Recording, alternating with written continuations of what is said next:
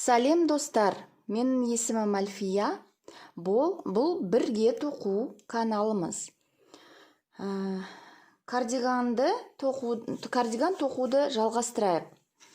Міне біз схема бойынша мына жерге келіп 34 сантиметр тоқып, енді ілмектерді қосамыз. 7 рет.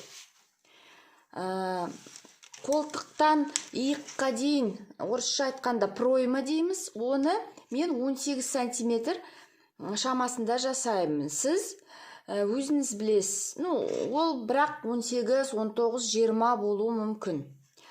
Енді міне мен бастадым қосуға. Мына екі қосылған ілмектің арасында қаншама қатар болу кереккен қалай табуға болады. Сіз міне 34 сантиметр тоқып болдыңыз. Енді сантиметр алып 18 сантиметр өлшеп аласыз. Міне образец жөнінде мынаны қолдаймыз. Енді мына жерде шеткі ілмектеріміз бар. Кромочная дейміз, шеткі ілмектер.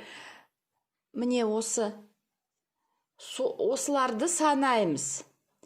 Менде 28 болып шықты. 28-ді 7-ге бөлгенде, 27 негізі болды. 7-ге бөлгенде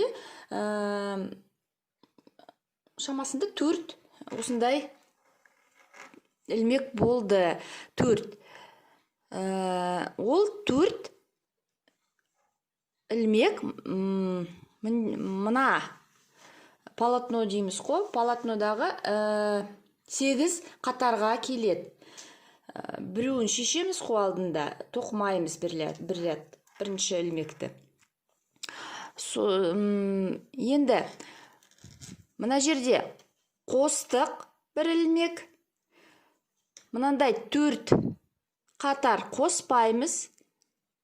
Бетпе ілмектерде 1, 2, 3, міне 4-шіге келгенде қосамыз. 1, 2, 3, 4-шіге келгенде қосамыз.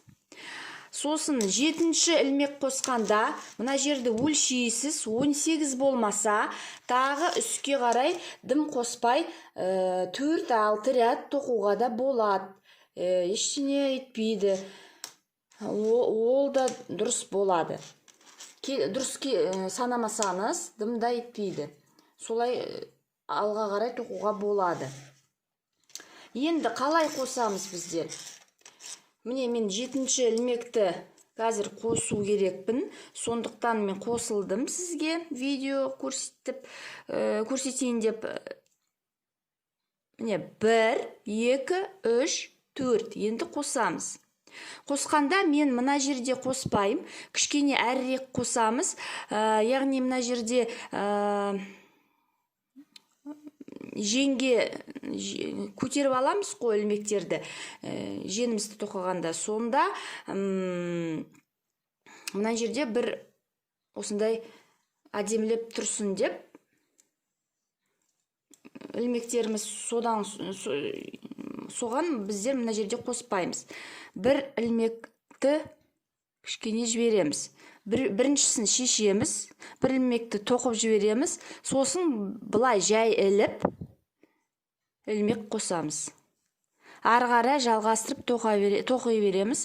Мына қатардың соңында дәл солай қосамыз. Бір ілмек жетпей, кромочныйға дейміз, шеткі ілмекке қосамыз бір ілмек.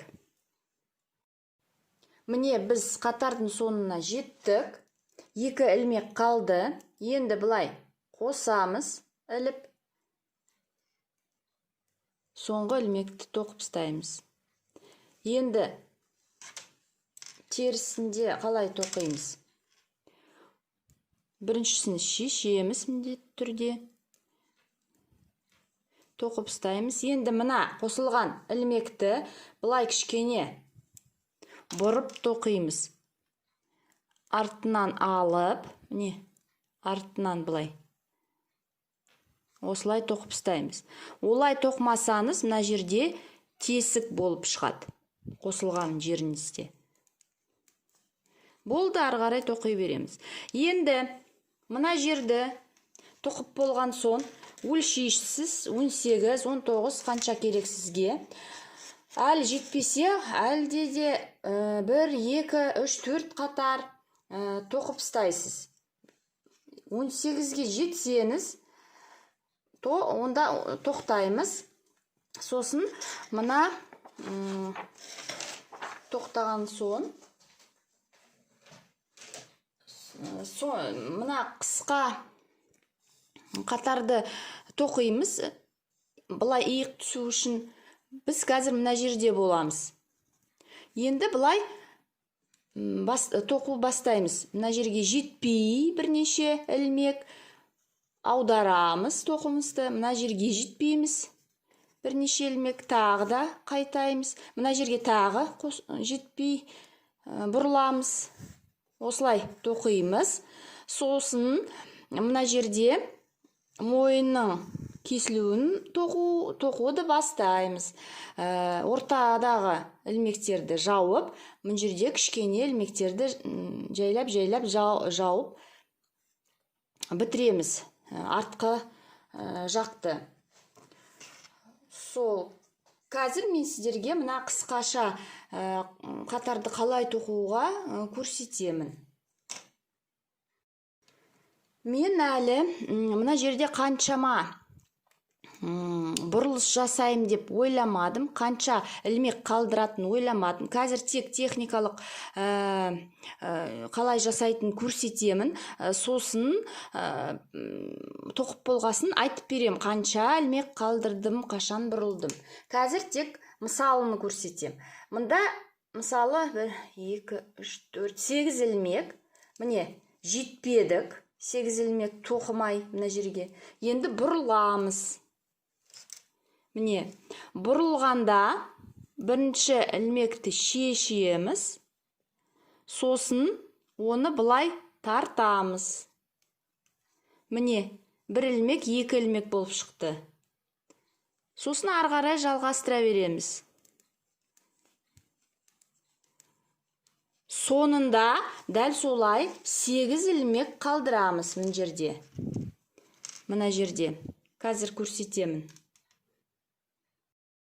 Мінеки теріс жағында да 8 ілмек жетпей, міне тоқып, мына қатарды 8 ілмек жетпей бұрыламыз. Енді мына соңғы ілмекті мына жаққа лақтырамыз. Сосын оны бұлай тартамыз. 2 ілмек болып шығу керек. Сосын тоқи береміз. Мына жерде енді мысалы 7 ілмек жетпей бұрыламыз. Немесе 8. Мынау мысалы деп айтып кетейін. Мына жерде біз бұрылдық қой. Енді тағы қосамыз бірнеше ілмек, бұрыламыз. Соның бәрін неше рет мен бұрылдым, неше ілмек жеткізбей, тоқымай бұрылдым.